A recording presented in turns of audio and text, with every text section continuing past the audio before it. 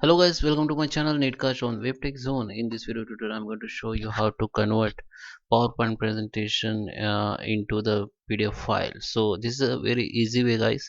This is a simple step you have to follow. So let's start with the video. Before we start, I request you, if you like this video, hit the like button, subscribe my channel, and don't forget comments below. Okay. So first, open your slide PowerPoint presentation file. Now go to the files, and here you can see the save option. Just click on it and go to the browse.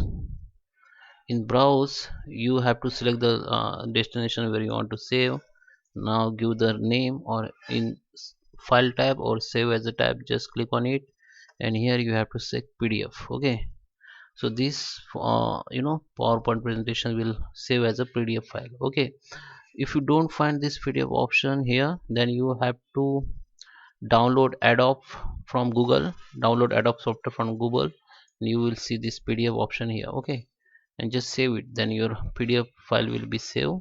Your PowerPoint presentation or PPT file as a save as a PDF. Okay, this a PDF file has been opened. So guys, I hope you like this video. Please subscribe me. Thank you for watching.